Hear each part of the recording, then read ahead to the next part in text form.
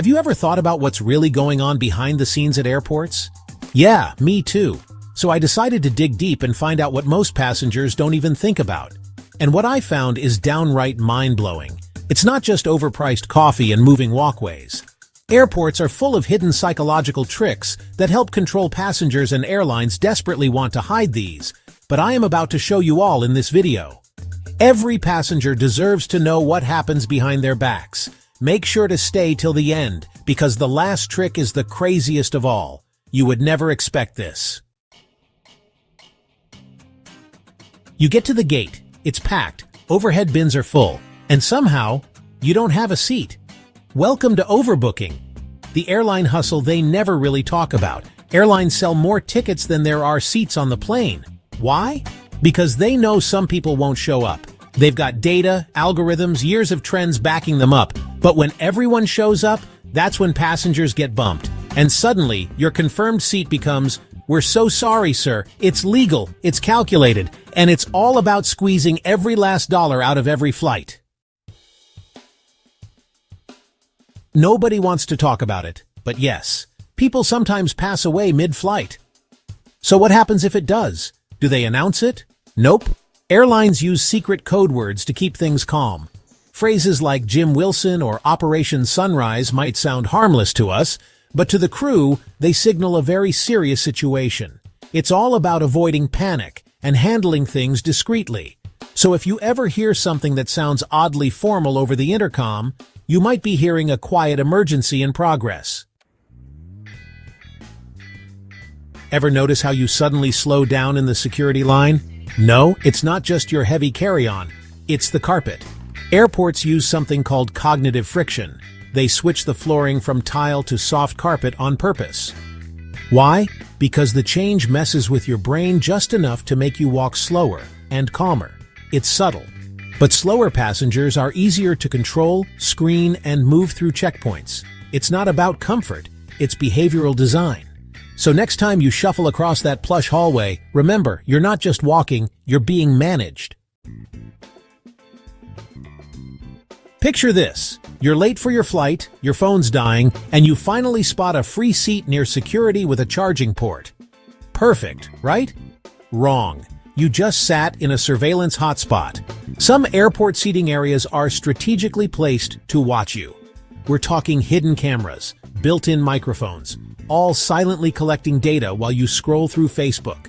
You think you're charging your phone, but you might be charging someone's Intel file instead. So if you're about to lose it over lost luggage, maybe don't rant next to the TSA kiosk. Big Brother might be listening. You're at the airport. You need cash. And there's an ATM right next to your gate. Super convenient, right? Not exactly. Those airport ATMs are money traps. They're notorious for sky-high fees, terrible exchange rates, and enough sneaky fine print to make your wallet cry. In some cases, you could lose 10% or more on a single withdrawal. And if you're using a foreign card, even worse. Here's the fix. Always withdraw cash before you get to the airport, or use your credit card for purchases once inside, because that quick cash grab could cost you way more than you expect.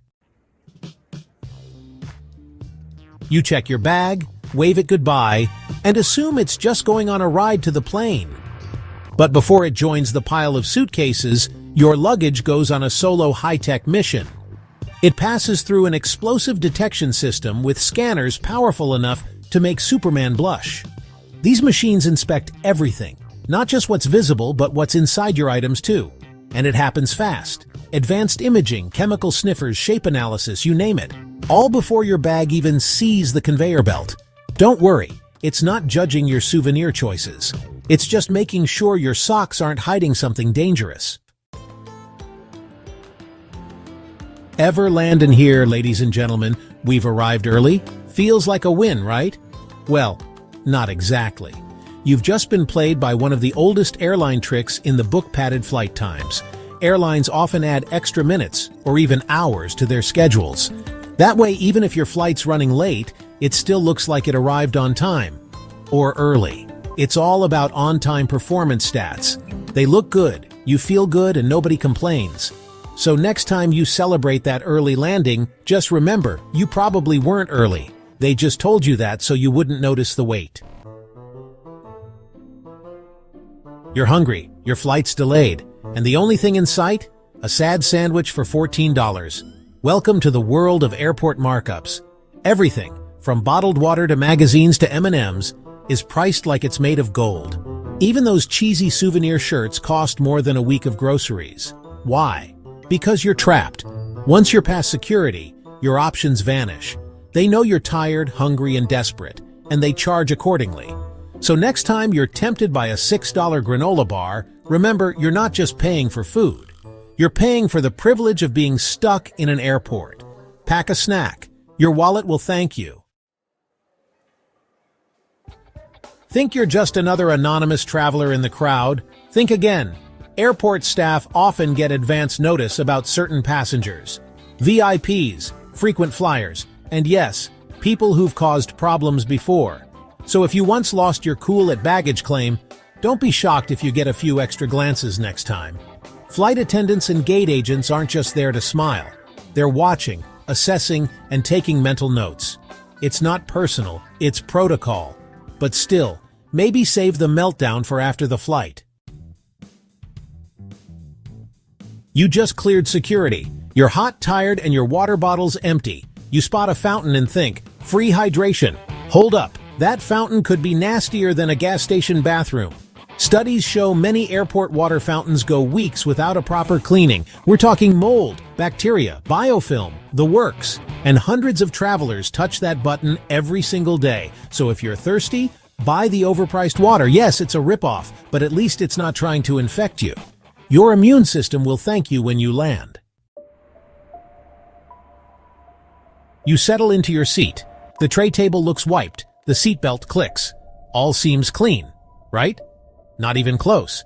Airplanes are basically flying Petri dishes. Hundreds of people from all over the world, breathing, sneezing, touching everything. And between flights, most planes get a quick surface wipe, not a full scrub down. The deep clean? Once a month, maybe. That tray table you're eating off could be dirtier than a public restroom stall. So pack sanitizing wipes. Wipe down your seatbelt, armrests, and tray before you settle in. Because what you don't see might stick with you.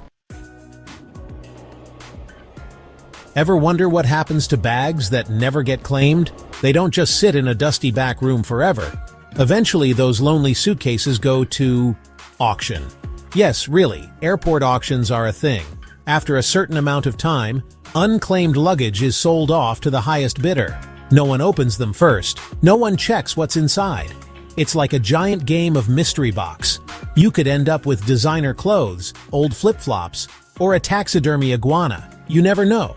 So if you ever check a bag, just remember, if it gets lost long enough, your suitcase might become someone else's surprise treasure. You've seen them. Those quiet airport lounges with plush chairs, free snacks, and peaceful vibes. You probably thought, must be nice, but that's not for me. Here's the secret. You don't need to be a millionaire or a frequent flyer elite.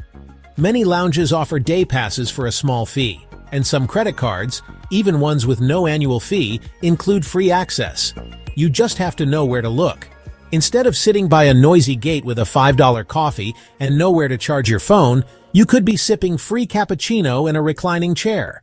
So next time you have a long layover, ask if your credit card or airline app unlocks a lounge. Because honestly, you do deserve a little peace before takeoff. You're cruising at 35,000 feet. All seems calm in the cockpit. But here's the twist. Your pilot might be asleep. And no, it's not a disaster. It's actually standard procedure on long-haul flights. Pilots take turns resting in hidden compartments or reclined seats, while the co-pilot or autopilot keeps things running smoothly. It's all tightly regulated and perfectly legal. In fact, well-rested pilots make for safer flights. Would you rather have your captain sleep now or nod off during landing? So don't panic. If the pilot's napping, that just means they're doing their job right. Ever see a plane take off with almost no passengers on board? It's not your imagination. That was a ghost flight. Why would an airline fly an empty plane? It all comes down to airport slot rules. Airlines must use their scheduled takeoff and landing slots or risk losing them to competitors. So instead of canceling flights, they'll sometimes fly an empty jet just to keep that valuable time slot active. It's costly, inefficient, and bizarre, but to the airline, it's worth it in the long run. So if you ever feel like the only one at the gate, you might just be stepping onto a plane. That's flying to nowhere, on purpose. You've just landed. The seatbelt sign dings off. Everyone rushes to the aisle, and then straight to the nearest bathroom at arrivals. Here's the problem. That bathroom? It's the busiest, dirtiest, and most stressful one in the entire airport. Every passenger from your flight and a few before are all trying to use it. There's a line out the door, paper towels everywhere, and no peace in sight. But here's a smarter move. Keep walking. Just head a little deeper into the terminal. You'll find quieter bathrooms that are cleaner, emptier, and actually stocked. It's a simple switch, but it turns that post-flight chaos into a much more civilized experience. So skip the stampede. Your bladder can wait 60 more seconds. Your dignity will thank you.